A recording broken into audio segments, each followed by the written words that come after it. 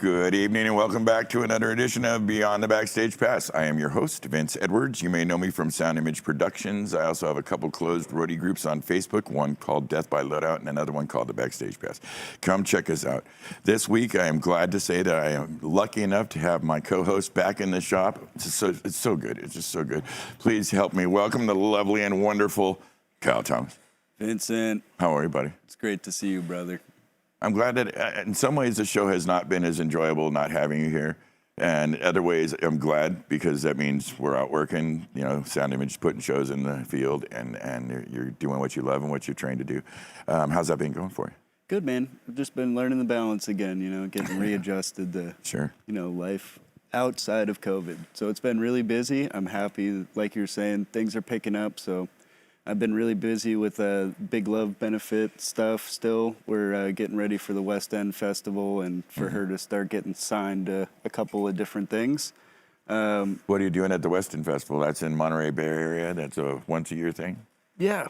So they finally got a couple of festivals going in our area. That's going to be one in August.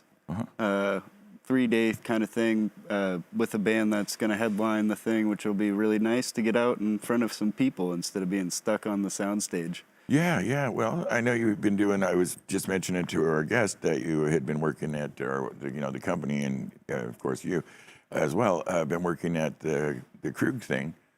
How's that been going for you? It's been good. We've had a lot of good artists like Pink Martini, Los Lobos, Tycho is up there. Yeah. It's been like two shows a day, couple of day run, maybe 2 or 3 days at a time. Oh, that's a beautiful place out there. Oh, it's been St. Helena, I think it is. Amazing. Yeah. Alan Pettibone, our lighting designer's been going out and setting up lights around the area. So all these trees are lit up. I call them clown trees. I'm not a light guy. But it looks really good. It does. It's a great look. Been sold out shows every single show. Yeah, it seems like really people are pretty starved for live entertainment, so we're happy to provide that for them. Yeah. Super good. Can you tell us who the artist is that you're working with at West End Festival? So that's Rick Allen and Lauren Monroe's band. Oh, that's super fun. That should be a good time. Yeah, it'll be a blast, man. Right on, brother. We're still trucking along with this My Heavy Memory rehearsals and still trying to figure out an album and things like that. So that's been eating up the Wednesdays, and then been going down south, deal with Rick's rehearsals and getting ready for that stuff on Tuesdays, and then up at Krug during the weekends. So it's been a pretty full little past couple of months. You working this weekend? I think, yeah, I am. You're working Friday, right? Yeah. Yeah, good. Got a day or two. Good for you, man. Good for you. I think I saw you. Oh my goodness! I think you might have pissed off the lighting guy. Oh, I don't know. I did. Jesus. Yeah, he said he was going to do something evil to you. Thanks, brother. Yeah, I woke up super late this morning, so I can only assume that I missed our fishing trip. You were supposed to be fishing, from what I've been told this morning. I think so. Yeah. You know, and he's an early riser. Al gets up early. Hey, let's do a little shout out for Al too. Al just picked up the Primus tour, the Farewell to Kings thing that they're doing for the tribute to Rush. Yeah, that got postponed, and our dear friend Alan Pettibone, our LD. Congratulations, Al, buddy. What's that going to put you with Incubus? All right. Well, let me know. He's working it out. Yeah. Again, probably babysit. See, he's getting busy too. He's leaving the shop. He's going to be out for a while. Yeah, he needs it though. He's talked about nomad. He's just too damn young to be not doing some shit like that. So good for him. I'm very stoked on it. All right, my brother. I'm super glad to have you back in the house. You can take care of some comments for us. These kids missed you. I got this computer up. I'm ready for it. Yeah. Now, let me shout out to Charlie Zaricki. He's the godfather of this show, and my dear brother, and my lovely woman. Oh, my God, I'm crazy about this girl. Hi, honey. I love her. And the rest of you knuckleheads tuning in. Hello, Susie. It's wonderful to have you here this evening. Nora the Baird. It's the whole team. It's the whole crew. We're going to have fun tonight. We have an extraordinary guest on. I'm so lucky to have this guy on. He is he's kind of a little bit of an inspiration to me on some levels. He's got his own podcast. He does some amazing things with his friends over there. Let's talk about it. He's currently the Director of Technical Operations at IMS Technology Services. He's done sound for gigs as diverse as Disturbed to presidential inaugurations, massive sporting events, TV productions, Tonight Show, things like that. He's the co-host of multiple successful podcasts, one being the Signal to Noise podcast, which I highly recommend you check out. It's a very enjoyable podcast. And he's got another one called How We Got Loud, which discusses the origins of the live entertainment audio side of things way back to the day with some amazing guests. He is the one and only Chris Leonard. Chris, how you doing tonight, my brother? How's it going, Vince? Oh, man, it's super good to have you here. I'm doing really, really well. I've been kind of following your progress lately, and you recently had a baby. I did. You were such a proud papa. It's fun to watch you be all excited, and you know, it's super cool, man. And it seems like you really got the whole family thing on lock with it. You have now that your third child, correct? Yeah, third child. It just added to the routine. It's not much different. You know, it's just like one more thing to do. It's all good. Yeah. One of those good problems or whatever. All right, on man. I'm super stoked for you. Congratulations on your beautiful baby daughter, and of course, congratulations to your wife. You know, I was going through your history. And I was struck. It feels like family's a theme in your life, and that you hold it close, and that's to be admired. That you back in the day, the way you kind of got into the audio game was it couldn't be more natural. Your pa was an audio guy. Talk to us about that. You were raised up in the audio game. Yeah, so I mean, you know, he didn't necessarily do anything on a kind of like high scale level. Basically, in college, he did kind of the bar band called Granite cover band, doing like Sabbath and Zeppelin and stuff like that. And you know, as he told me, he had a bread van full of gear, you know, gigging in bars and whatnot. And then, you know, I came around and we're doing like sound at our local church, or we had a blues band that we would travel with. And so every weekend I was putting gear in the back of a station wagon, you know, VFW hauls, bike rallies, things like that. And so the joke is ever since I could walk, I've been gigging, which is not far from the truth. Wow, that is super freaking cool. I thought I started early, having to say, 14-ish, and I was one of those little punk rockers that just wouldn't leave the show. You know, it was like, okay, well, let me push those speakers, you know, and for pizza and shit. Let me do some homework or some housework real quick. Mikey, we having issues with? There we go, Mikey. All right, looks like Facebook's giving us some trouble. And we have a large part of our audience sees us there. Mikey's going to work it out. That's what he does. Mikey is our technical wizard. Thank you, Mikey, for sorting that.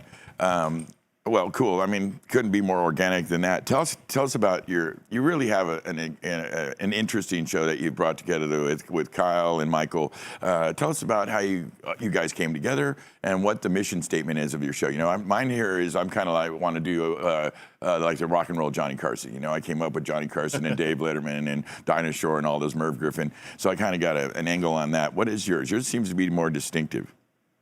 Yeah, I mean, so Michael Lawrence started it. Michael Lawrence is the technical editor at Pro Sound Web and Live Sound International. Mm-hmm. And the origin of it was him. He wanted to just talk to people in the industry that he wanted to talk to, and if people wanted to listen, so be it, right? And he had done a handful of episodes with Keith Clark, the chief editor of Pro Sound Web. Okay. And then they transitioned into bringing Kyle Churnside on, which, you know, he's a killer dude. Former Midas guy, Fallout Boy, front of house engineer, stuff like that. Yeah. And so I came across the podcast and I reached out to Michael and I was like, hey, you know, maybe you guys should try doing X, Y, and Z. And after a few conversations, he was like, hey, do you just want to be on the podcast? And so like, cause I had done some other work with other podcasts and like marketing and things like that. And so Michael's not so much on the marketing side of things. So I was able to kind of bring some of those elements to the table. And what's really cool is, we all are pretty diverse in what we've done, you know, Kyle being older than the three of us. Yeah. I've done, you know, a good bit of touring, but also a lot of corporate. You know, Michael works from the manufacturer and publishing side, but also does rock and roll and things. So I think we complement each other really well. Yeah, our goal really is in some ways kind of like what you're doing in that, like, we're just looking to talk to people in the industry that it has to do with audio. So, you know, primarily, you know, touring sound, but I mean, broadcast, theater, manufacturer reps, things like that. And like the way we describe it, it's like sitting in the back of the bus after a show or at Denny's after the gig, and we just have conversations, the same conversations we would be having. And if people can learn some stuff from that, we typically try to do that. We obviously cut up and joke around and stuff, but I mean, it's been we didn't foresee it being what it has become today, right? I mean, we've been able to develop a Facebook group, a Discord group of a lot of like-minded people who lift each other up, and we've developed a mentorship program and stuff like that. So, I mean, it's definitely it's growing a lot bigger than we thought it was going to, and kind of I don't know, we like the community we've been able to develop and encourage people to learn and grow and rub shoulders, and that nobody's unreachable within this industry. Yeah, no, I've noticed that, and I like the approach that you're taking, and I feel like you guys have got it nailed down pretty well. And the difference in the personalities between your co-hosts complement each other. Kyle's kind of a little bit of fun, and Michael's kind of the way he rolls, and so it seems like the chemistry's good, and that it's got a real nice flow to it. And I couldn't recommend the show more to all the people who are listening right now. They should check it out. You get some wonderful guests. Yeah, I'm always kind of checking that out every so often, because we don't really coordinate with our guests, and I notice you'll have people that I've either got on the schedule or just had, and sometimes I get a little jealous. So yeah, so more power to you, and hopefully we promote each other to do well. Absolutely. Let's talk about the How We Got Loud. It's a project that it's kind of close to my heart. We're both men of a certain age, and there's some guys in this game that are I don't know, kind of legendary to us. It's kind of who we wanted to grow up and be. I didn't want to grow up and be Gene Simmons. I wanted to grow up and be, Dirk Schubert or, Beaver Jones, somebody like that, and Greg Price for that matter. Yeah. And so tell us about your show, your podcast, which is absolutely wonderful, called How We Got Loud. Yeah, for sure. So, inevitably within Signals and Noise, we've talked to some people who were legends in the industry, like David Morgan, who's been around forever. Good God, right? Yeah. And so it was like, I started thinking like, hey, maybe we should like talk about some more of the origin stories, the history of live sound. Maybe do we make this like a whole like series within our podcast? And the more I thought about it, I was like, hey, this maybe doesn't quite fit the model of what it is that we were doing Signals and Noise. And like everything within the pandemic and stuff, it's like we started processing like what we want to do, moving forward and stuff. And I was like, you know what, when it comes to history of live sound, there's not really one good central place that does all of it. There's a book here, there's a video here, there's a thing here. So I set out on a lofty goal after months of kind of thinking about this. I sat on it for quite a while. I came up with the name and logo and all that in like January of 20. Okay. Right. And didn't release my first episode until November of 20, right? And it was like, hey, I want to make the ultimate history of live sound.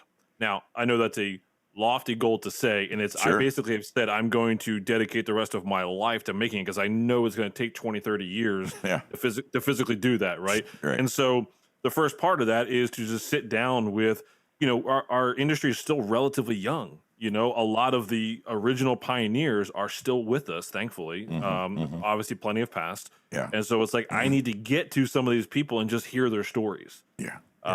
And so the podcast is a means by which of me just sitting down, and it's a raw conversation. I do some homework ahead of time, of course, but it's like, hey, it's anyone who wants to sit over my shoulder and listen to these same conversation. I'm not putting on a show. This is just, I'm having deep conversations here. And then the information they give me, I'm then, collecting that, building, I have a whole database system that I'm working in the background where I'm cataloging every sound company, the year they started, who they were sold to, who their founders were. Yeah. I have a tab for every, manufacturers, so console manufacturers, speaker manufacturers, and listing every year that speakers were released. So I'm working on a bunch of stuff in the background to eventually come out with more stuff. So wow, no, I mean the deep dive you did with the Silverfish show was good. The Lee Brinkman one, it's clear you're doing your research, you're putting in the time, and it's really close to your heart, and it's fascinating too. There's stuff even for some of us guys who've been around for a while and think they know some stuff. It's interesting, the little details that kind of flesh things out. So yeah, I really mad respect for you as it relates to what you're doing with that show. You got any wish lists? You got any guests on your wish list for either one of your podcasts, but particularly for the How We Got Loud? Is there anybody that you just really want to get a hold of? Yeah, I mean, I got to get Jim Gamble on. I mean, he's definitely an all-star. I've spoken to him on the phone once. Yeah, he's an incredible guy. Dirk Schubert, some others. I mean, Bob Goldstein, my former employer. I want to get him on. I mean, he's legendary. I mean, he's one of the original 4 sound companies. That's right. Stanley Miller, Stan All Sound. I mean, he's a legend, and let's be frank, some of these people's their time's ticking. And I'm not trying to be morbid, but it's just No. it's You're just life, that's a fact. It's absolutely a legitimate fact, and their stories will be gone forever potentially, and that would be wrong. That would be criminal. This is a relatively new thing and not that new of a thing. And those folks, we're still lucky to have a batch of them with us. And it'd be wonderful to see if you could get everybody, the names that you mentioned, because they all have, I'm sure, fascinating stories and experiences to share. I think the biggest thing is that we've hit that we're around that 50-year mark, right? Of a lot of companies, like Sound Image, obviously 50 years this year, right? So like that 50-year mark is now it's like, okay, now history's kind of solidified. And so I think that's why it really hasn't been done to this date, because it still's that young. Yeah. That's and right. So it needs to get done before these stories get lost. Yeah, it's a fascinating point, and I couldn't agree with you more. And I'm with you. We have coordinated a couple times to help out on guests, and if there's anybody that you think I can reach out to, you please let me know, because I watch those shows with pure. Send me a list, man. You got a pretty interesting Rolodex, but any way I can be of a service to you on that mission, I'm totally there for you. I'm going to jump around a little bit in your resume, because there's some fascinating moments you've had. And so it's not going to be A, B, C, D, but I want to speak to this. Talk to us about now. I've met this man in person, and he has it's like meeting a Dalai Lama in a weird way. It was when you worked with Nelson Mandela for his 90th birthday. What the hell that must have been insane. Talk to us about this. Yeah, so I was with Josh Groban at the time. I had done about a year or so on tour with Josh as his monitor tech with my buddy Will Miller. Will Miller kind of went on a sabbatical and needed some time off, and kind of handed me the monitor gig. So for about 6 months or so, I went around as Josh's monitor engineer, and we did festivals and one-offs and whatnot. And so one of them happened to be, so Nelson Mandela has this 4664 festival that happens every year, or it used to happen every year. And basically those were the middle digits of his inmate number when he was incarcerated in South Africa. And Josh was close with Nelson Mandela. He's part of his foundation and stuff like that. And so, the 90th birthday party was in Hyde Park, London. Queen was the headline. Amazing. And Amy Winehouse played before she passed. She was there. And it was just, I don't know, combination of the Nelson Mandela, side of it, and then the Queen side of it too. Like, I got to meet Brian May a couple times on that trip when I was in London. Yeah, he's amazing. And sit out there for sound check. We did our sound check, and then there's no one there. As we sit out front, me and the guitar player from Tarek from Groban, and had a personal show from Queen. And it was amazing. Paul Rogers was fronting at the time. And sure, stuff, so. Sure, yeah. No, Brian is talk about an incredible dude. Just who he is, what he is, how he's lived his life, and the things that he can get up to. He's the mad professor for sure. And I can totally relate to that. What a wonderful experience that must have been. The whole thing, the whole package, doing the Nelson Mandela part, having Queen be there. The Paul Rogers incarnation was an interesting visage to be able to see that live. Right on, man. Super fun. We had a thing with Disturbed. They were going out on I think it was their 20th anniversary of their first album. And, our roommate here, Greg Price, was going to be their front of house guy, and that ended up getting canceled. But I know you've worked with Disturbed as a system tech. What was it during 10,000 Fists, which I personally think is one of their best albums. It's an extraordinary album. It's one of those rare albums you can put on and just play it from beginning to end, and it brings you something. How was that tour? Yeah, it was good. I mean, I didn't do the whole 10,000 Fists tour. Again, actually, same monitor engineer, Will Miller, he was out there. There was some personnel issues out on the road, and someone got swapped out, and so I came in, and so I did a last a month or more or two of the 10,000 Fists, and then I got to do I forget, Into the Fire, or whatever the next album was. Yeah, it was great. I mean, those guys are the most genuine, down to earth people. I mean, Dan Donegan, the guitar player, and Mike Winger, the drummer. I mean, when that 10,000 Fists tour, we were still doing some clubs, House of Blues. Yeah, it was actually on a Jaeger tour, I think it was. And so those dudes were out at the bar with us every night, wouldn't let us pay for anything. And some of the nicest guys I worked with. And so Skitch was doing front of house at the time. He's a solid dude. for sure. Yeah, it was a great experience. Yeah, I went out with him for a minute, and he used to piss the drummer off so bad taking pictures of him. I have more pictures of him flipping me off from just standing on the corner of his riser.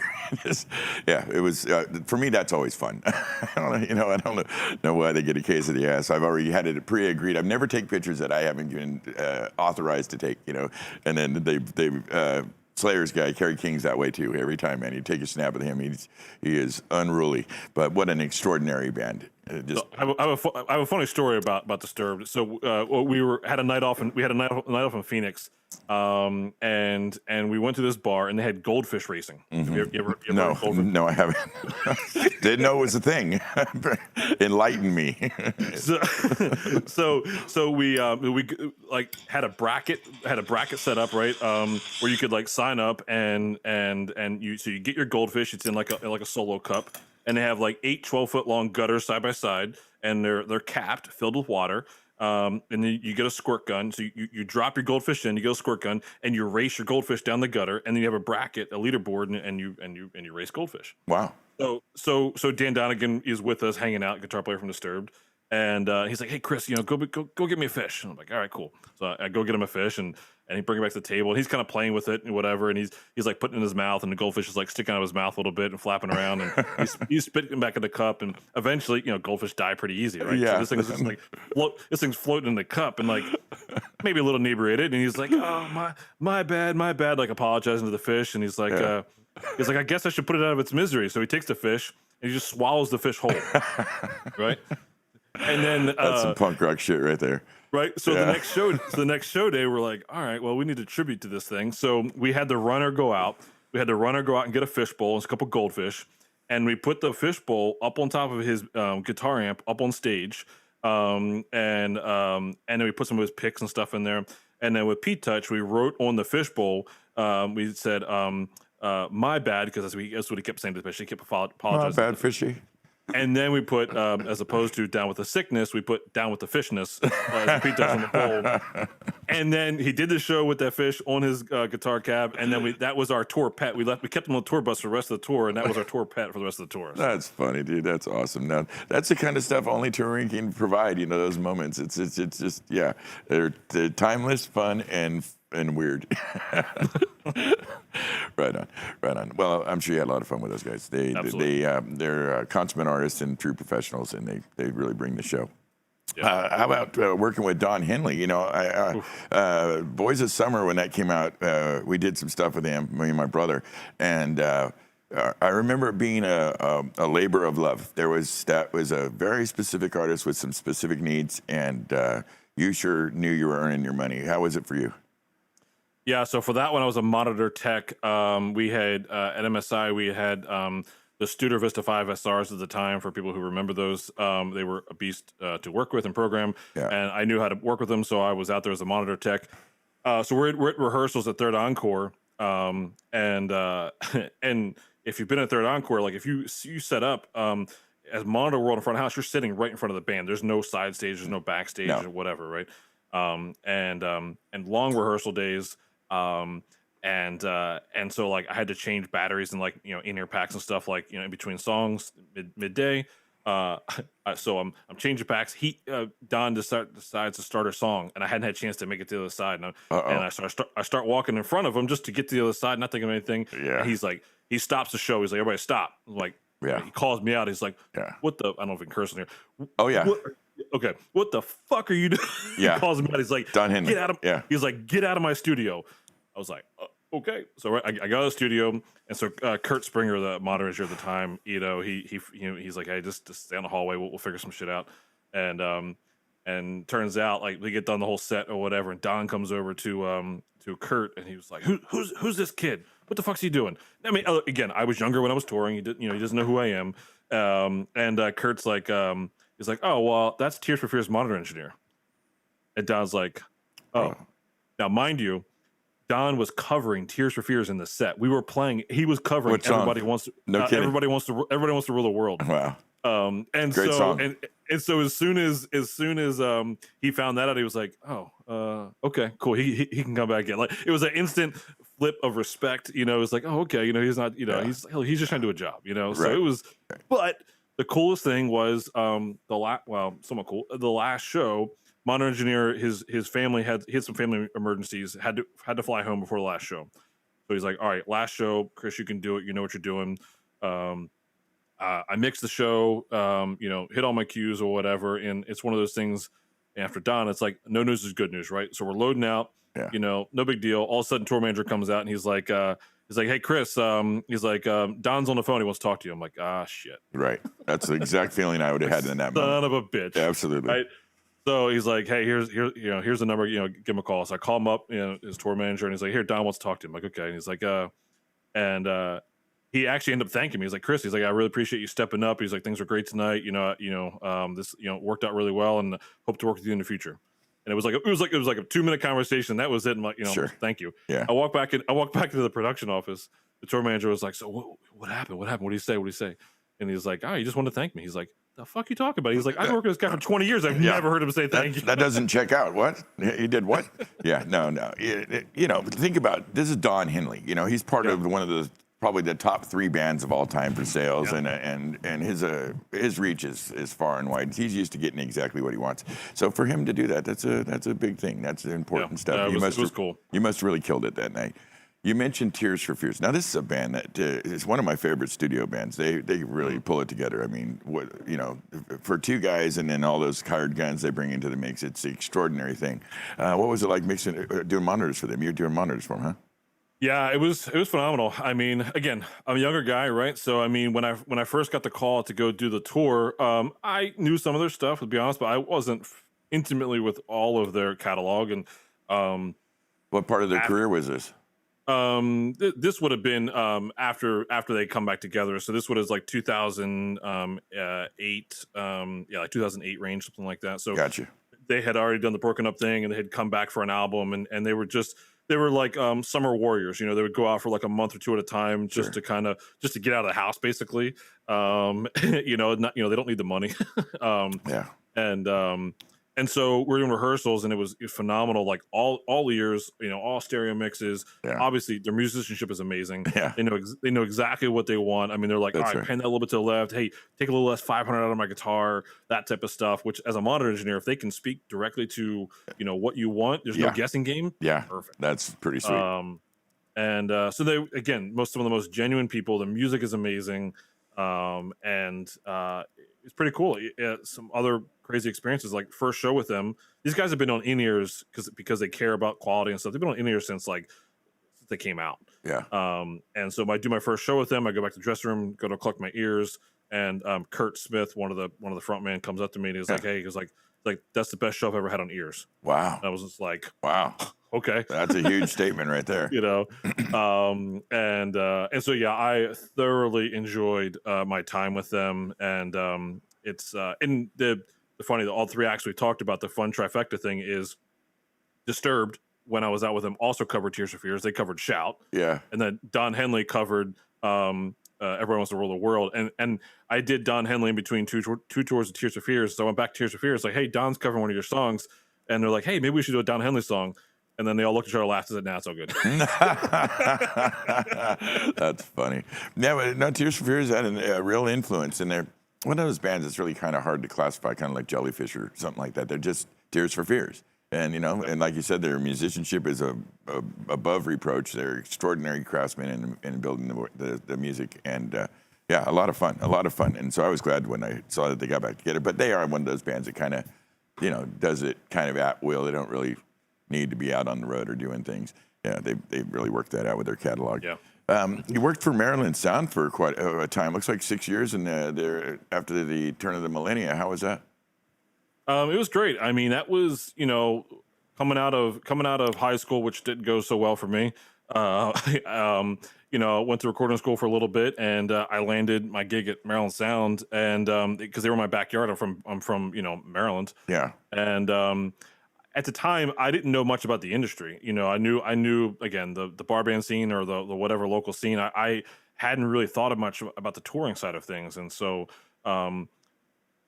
it's funny that the school that I went to, they're like, "Hey, we got this after I graduated. Like, hey, we got an interview for you with Maryland Sound." I'm like, I'm okay. I'm doing this right now. I'm kind of working with this band. I'm doing this. They're like, no. you should go do this interview. I'm like, all right, Yeah. like not realizing, right? And like, Yeah. and like I hadn't really had an interview before in my life. I'm only, I don't know, 18, 19 years old. And so I show up, and this engineer, Steve Guest, phenomenal engineer and system tech through the years. Yeah. He's going to give my interview, and he pulls out a PM4K block diagram. And he's like, hey, if I want to, I don't know, route this to this and do this, can I do it? I was like, yes. He's like, all right, now show me. I was like, what the fuck? Anyway, so that was like my first experience, and I spent my first summer in the shop, as any good person should do at a sound company. Absolutely. The timing worked out that like the fall of that year or whatever, there was kind of a mass exodus of 4 or 5 guys at the time. And some opportunities opened up, and I was able to kind of just start getting out there and touring and doing local shows. And the experience was phenomenal. I mean, they do such a variety of events, everything from national touring to national crazy corporate stuff like Times Square New Year's Eve, inauguration, to acoustic testing. It was all over the place. You're right. That's one of the cool things we're working for a house is, we do virtually everything in the game. So from the $1 million weddings to the broadcast stuff to the inaugurations, like you mentioned, to the rock and roll speaker on a stick to stadium, and that gives you a lot of knowledge and a lot of tools for your tool bag. I noticed you do a lot of monitor work. Is that your preferred position? Do you have any aspirations for front of house? It's funny in our industry. I think sometimes there's a misunderstanding about front of house versus monitors. Like one is a higher step than the other. For me, I've always thought of doing monitors, which is kind of my backyard, as the harder job. As the job that takes a little more concentration and skill base. So do you have a preference? Do you have? Yeah, I definitely prefer monitors, and that came out of I think just about anybody who works at a local sound company. If you're newer, you almost always get stuck with doing monitors initially, because a lot of people don't want to do it, and so it's like, have the new guy do it, right? Yeah. So I think that's probably how it started. But then I just kind of gravitated to it. Again, the guy Will Miller I mentioned, this guy Gary Hurst, I used to work under at MSI.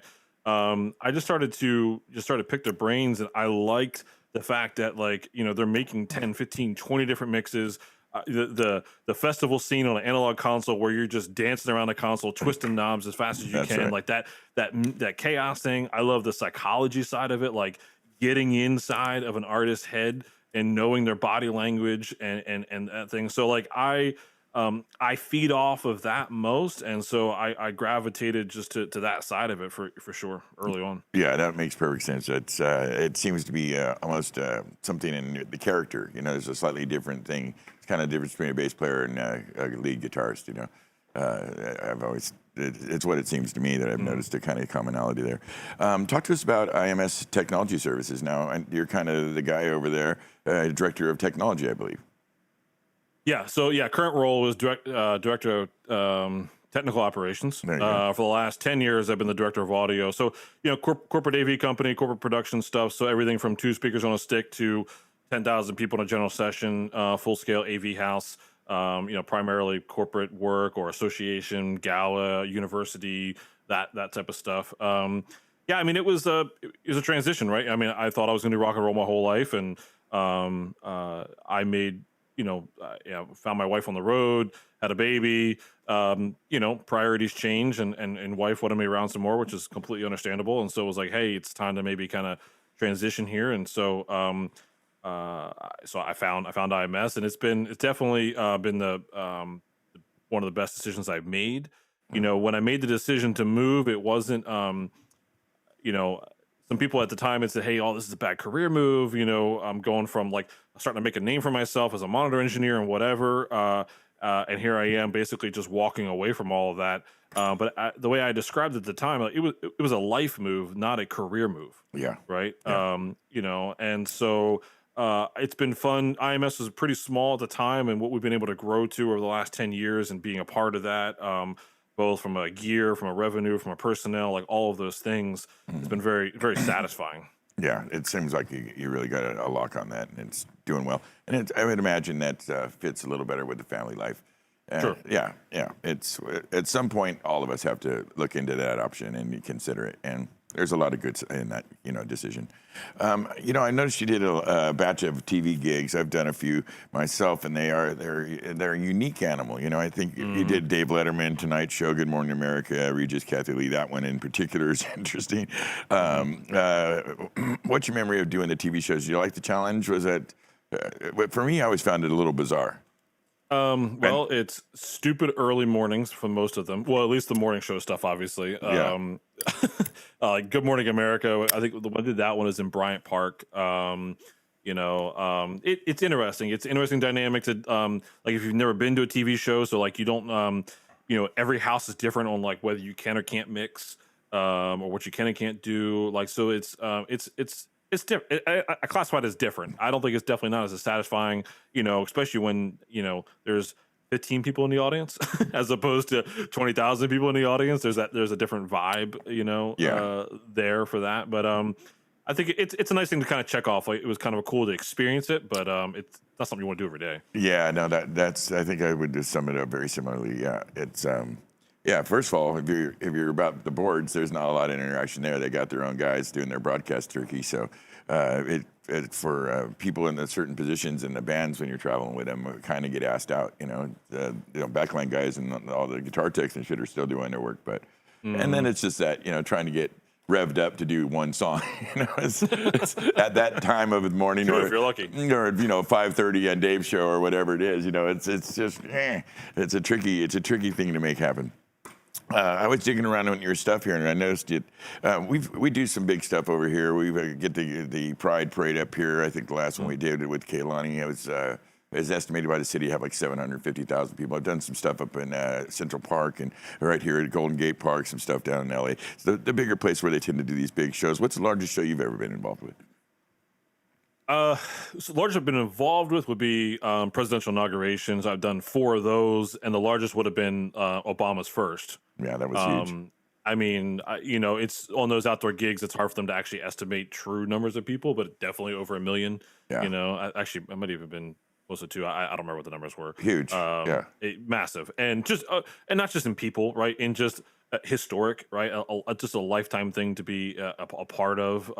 And so that would have been the largest that I was, system tech for, and then. I got to design and mix the largest event in Philadelphia history, which would have been the Eagles Super Bowl parade in, I'm forgetting the years now. I think 2017. I think the year that was. Mm-hmm. What was that like?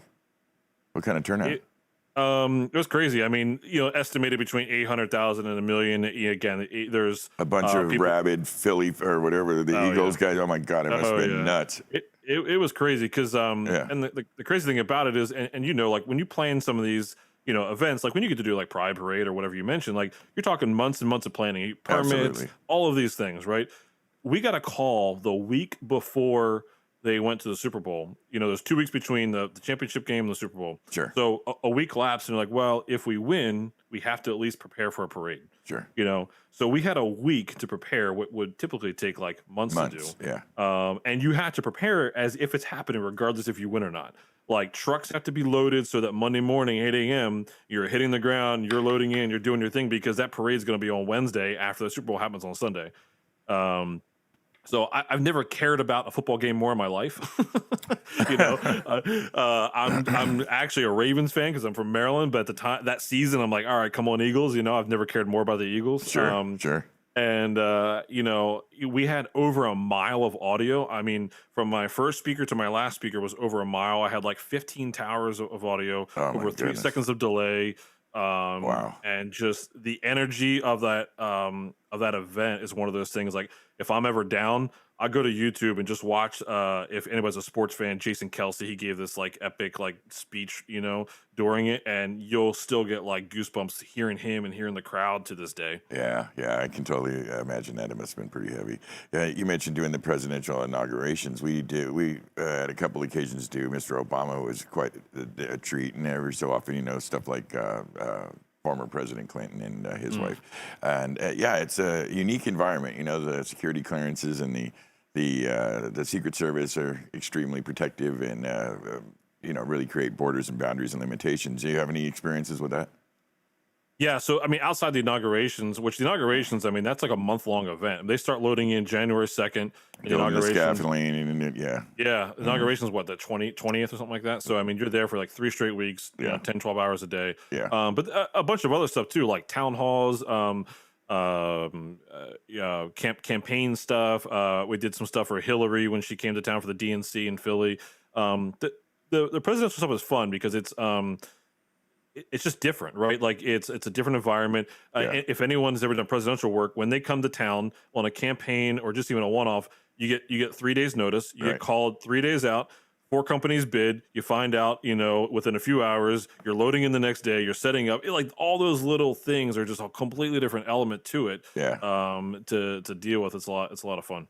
Yeah, I can imagine. One little tidbit from your past really piqued my curiosity. I'm going to have you tell me the story about this. It was a time when you were in the Philippines and you almost got blown up by a bomb.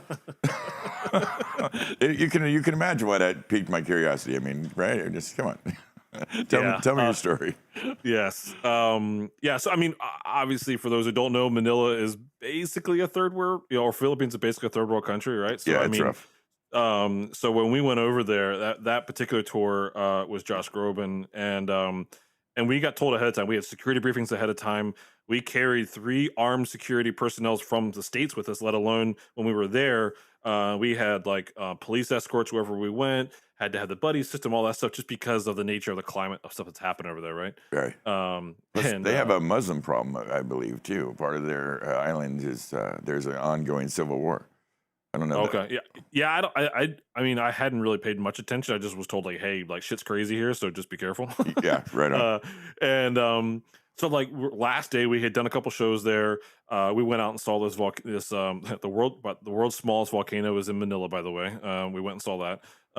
But anyway, later that day, there's a mall right across the street from where we were staying at the hotel, and it had like a food court like any other mall would. And that's where we would normally go to eat all week. And so we were about to go to lunch out to that food court. And we got hung up in the hotel for whatever. And while we're in the hotel, we kind of hear something, feel a little shake, look out our window, and there is smoke billowing out of the mall. And people are flooding out of the mall. Come to find out, there was a bombing in that food court that we were just about to go eat. And 10 people died and 100 people were injured right in that food court. Oh, my goodness. Wow. And so we all got called down to the ballroom. We had to do a head count, and we were flying out that night. And we like went to the airport extra early just to like basically get away from everything. Yeah. So I mean, it's a little facetious in the way I've said, "Hey, I almost died," but I mean, you would have been there in 5 minutes. Should have actually been in there. Yeah. You know, Yeah. and and then like I remember like seeing newspaper articles the next day about it happening. Basically, it was probably something like you said. Basically, it was. Some terrorists were protesting other terrorists who were in jail. It was like a FU to the government or whatever. Like, here you go. We're going to keep going with this shit. And then I had to go back to Manila with Tears for Fears. And I made the mistake of like telling everybody the story before we went there. Oh, scared the shit out of them. Oh, yeah. Yeah. No, that. It may have been inappropriate for you to hold that back. So maybe you did the right thing. You know, this is a place we need to be on our P's and Q's and you know, be mindful. You might want to keep close to the hotel. You know, when we're not on stage. That's a real thing. There's unfortunately a lot of countries like that where that's important. You know, you get a little State Department briefing, and yeah, it's just part of the game. I noticed you were at the Royal Albert Hall. Now that is an extraordinary place. You know, probably one of the best venues in the world for many reasons. Certainly for being beautiful and the history of that thing. Who were you out there with? I think every time I was in Royal Albert Hall would have been with Groban, but different things. So like we did like the Classical Brit Awards in there, so that was like an award show. Mm-hmm. We did a pretty cool thing where there's a musical called Chess, right, which ABBA actually wrote the score for. And the first time it had been done in its entirety, apparently it's a really long thing, like a 4-hour long thing, wow, was at Royal Albert Hall, and it was Josh and Dina Menzel. This is like pre-Frozen. Sure. And so I was just there basically to kind of babysit, you know, Josh's voice and make sure like everything sounded good. And that's actually where I met Brian May. Like I'm standing in front of the house, just kind of, you know, I'm not even mixing. I'm just standing there babysitting. Mm-hmm. And I looked to my left. There's a big giant thing of hair. Yes, this tall man next to me, silver curly hair. Yeah. I'm like, oh my God, it's Brian May. Yeah. It's like, what do you, we just talked about this on an episode recently. We're like, what do you say to like an artist like that without being like, a douche or whatever? And it's like, you know what? The only thing I could think of in that moment to say is like, I was like, hey, Brian, I just want to thank you for your music. That's very nice. You know what I mean? Like, because I was genuine. Like, I'm sure they get told so many times, like, oh, you changed my life. This, that, and it's like, that was just his most genuine thing I could say is, hey, thank you for your music, and shook his hand. He was just there to see Josh. I mean, he's a Brian May's a fan of opera and stuff like that. He just wanted to see Josh, and that was a cool experience in there. Yeah, definitely. I can imagine. I patent one because that is not uncommon for folks to roll up and to front of house or to Monitor World to check in. Tend to be actors and famous folks. And my patent one with that is just hey, period. It's just hey, because I feel like we're gonna let them. They want to talk, they can talk. They want to ask a question or something like that because of the exact thing you mentioned, which is, of course, they hear people climbing up their tree and these saccharine statements. I imagine it can get old, and I always feel like when we're behind the front lines, as it were. Everybody's just kind of everybody, we're all just at the job. So, but it is fun. We've certainly met a lot of interesting folks backstage. Talk to us about your time with Savion Glover. I found that to be very interesting because I don't think many people understand who Savion Glover is. He's an extraordinary, incredibly talented young man, tap dancer, and kind of just bon vivant. What was it like doing monitors, working with that guy? Yeah, it was pretty cool. I obviously, before I worked with him, had zero idea who he was. He's a world-class tap dancer. Yeah, he's incredible. In the tap dancing world. The name's escaping me. Is it Gregory Hines? Sure. Yeah, he was great. So he was like his understudy, basically. So it was a tour MSI was going to do, and I was showing up on rehearsal day to basically just be a monitor tech, set things up. XL3, good old Meyer, UM wedges and stuff like that. And the tour was called Classical Savion, so it was like a small classical ensemble behind him, a couple violins, violas, cellos, stuff like that, and a jazz band was going to play with him as well. I show up to do the gig, and the sound designer, he was like, oh, you're a monitor engineer, and I was like, I had a split decision to make. It was like, yes, I am. I hadn't toured yet as a monitor. I had done some one-off stuff or whatever. Sure. And he's like, all right, well, help me dial things in. We'll get things figured out. And so I dial stuff in. He's like, hey, do you just want to do the tour? And I was like, well, I got to check with Bob, MSI. And I called Bob, and Bob was like, well, don't fuck it up. I was like, all right. Yeah.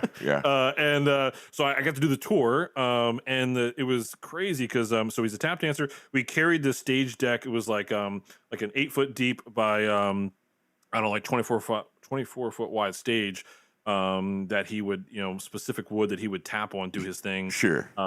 And he would improvise basically with the classical stuff or whatever, and he'd do some like jazz improvisation, and it's crazy, like Barkisberry pickups all around the floor, and like I had to learn like what it was like to have like the wood resonate different directions on the floor, and it was a very unique experience for sure. No, it would have to be. That is such a specific gig.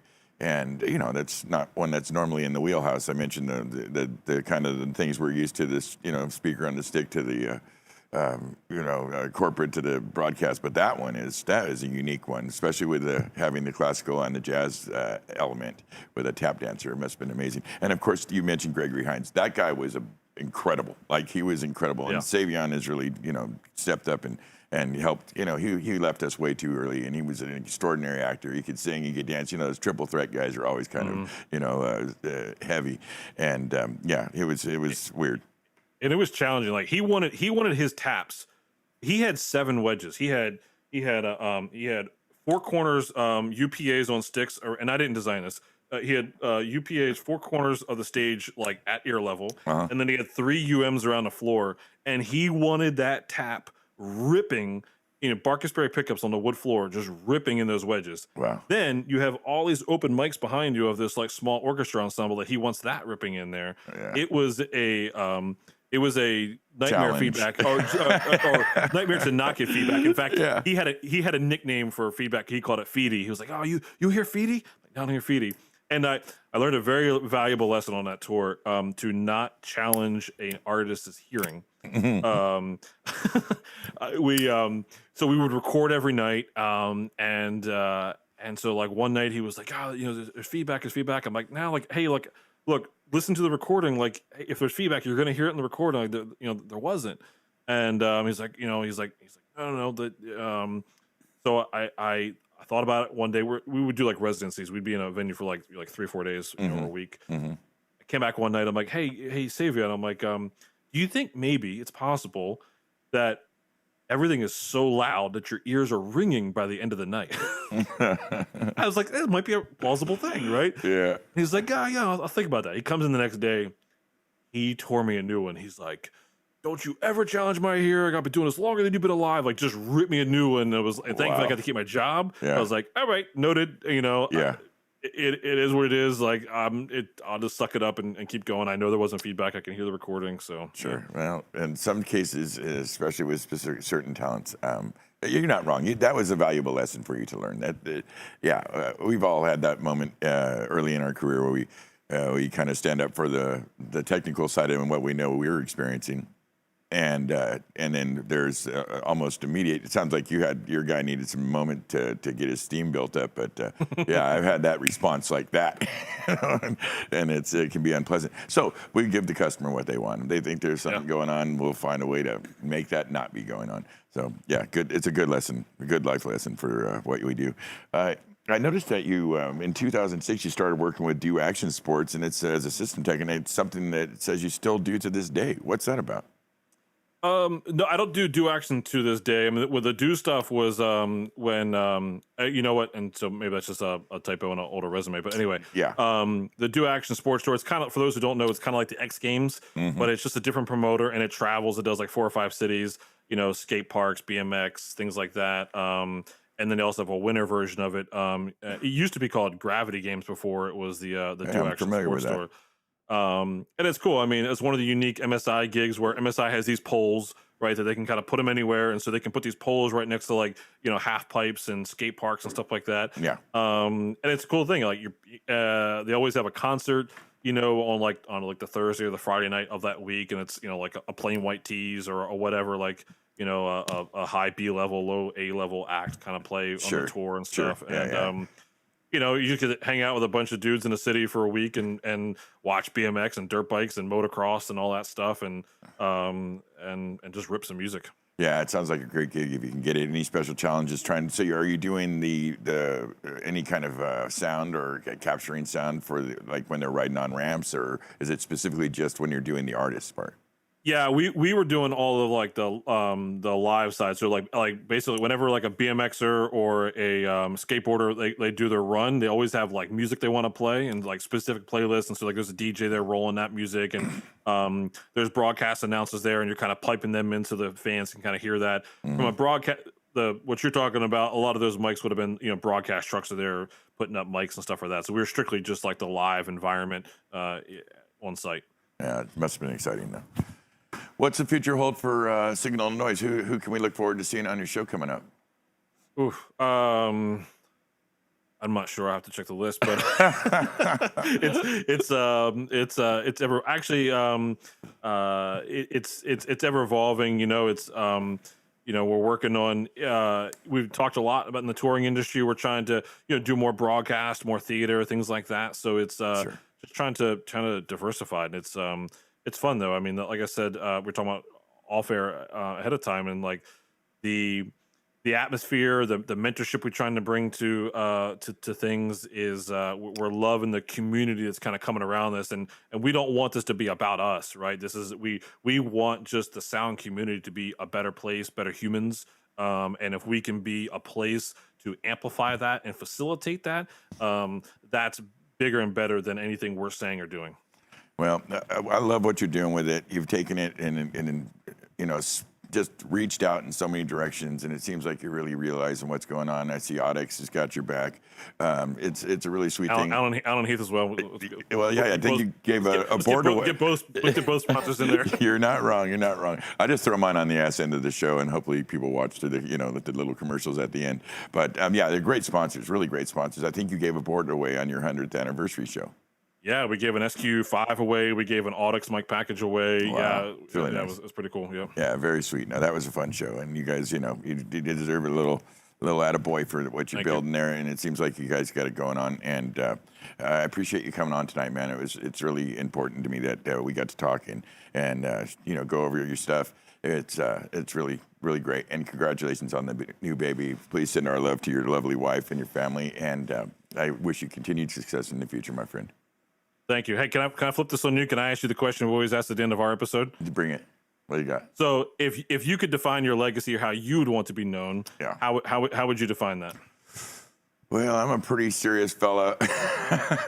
I'd like to think that where I stand and what I offer is that I help the younger guys come up and kind of with a hint of the old days, a little nod to the old days and what it takes to be to understand this business. And we start with some young folks here, and we try to turn them into guys that can handle some of the rigors of this job, and I think I'm good at that. I like to believe that I'm a good operations manager, and that I have my best interest in my crew and my team, and of course the artist, the customer, and that I believe so heavily in what Sound Image is and the reputation that Dave Shadone and Ralph Wagner and Everett Lloyd have built up through the years. That I'm getting the hair on my arm right now, so you're making me feel some emotion. I only got the one emotion. You're making me feel something, and I love what we do, and I feel like in some levels, to not be too immodest, is a little bit of an ambassador to it. And so that's why I put myself out in front like that. There's not a lot of money in what we do in the podcast thing. But in my case, there's none, and my little pages. But I really believe in what we do. And as I get older, I feel like I want to feel like I can time out of this thing and go kick it with my wife in the forest down in our place in the valley, and that I can leave it to some guys that are gonna run with it, and they're gonna and cherish it like we do, and honor it and do it right. I love the idea that we help build memories when we do it right and things are going well, man. There's nothing like that, and I feel really honored to be in this game, and I'm sure you feel similarly. And I know you take your job pretty damn responsible and seriously. So it's a nice question. Thanks for asking it. Yeah. Yeah. I think our job is to lead by example and to do our very best. Cool. Well, I appreciate you having me, and I appreciate the help you've given me with How We Got Loud, and look forward to more connections and time with you. You bet, man. And again, the offer stands. If there's ever anything I can do to help, please let me know. Together, we'll get the guests we want between us, huh? There we go. All right, pal. You take care, and say hi to Michael and Kyle for me. I will do. All right, pal. Thank you. All right, that was wonderful. I've been wanting to talk with Chris for a while, and we've had a couple opportunities where we've talked in the past, and he's just a treat. And it's always fascinated me to see a young man coming up with a bright family and juggling all these responsibilities. It's not easy with what we do, and his responsibilities are pretty serious. Like he said, his operation does about 1,000 shows a year, so it's magical when I see what he gets done. And we're going to keep trying to do this thing. We're getting real busy here, so it's a little bit more of a juggle to get it done. I've been lucky enough to have my dear co-host in the shop, which has been nice to see. Kyle, it was really good to see you, buddy. Dude, it's been a blessing. Thank you for having me back. You're a treat, pal. And I want to thank Michael Brown too, my executive producer, switcher. He does it all, the RF, the audio. Without him, I couldn't be doing this damn thing. Right on, Mikey. He's the man. We're looking forward to having a really special guest on next week. It's the great Ken Barr. Ken Barr is an old school roadie that came up with Alice Cooper, Kiss, Stone Temple Pilots. He's a badass. He later went on in his recent past he wrote a book called We Are the Road Crew, fascinating book. You guys should check it out. And he does some other nonfiction and fiction stuff. And he also makes movies. He was supposed to be on a couple times before. He had a little health thing. He's going to be on next Thursday at 7. We're really looking forward to him. He's an interesting dude. It should be a fun show. We appreciate you being here. We know you had 1,000 other choices. And if you checked in with us, we super duper appreciate it. We hope that you guys have a good week until we see you again next Thursday at 7. Be good, be kind to each other. Good night.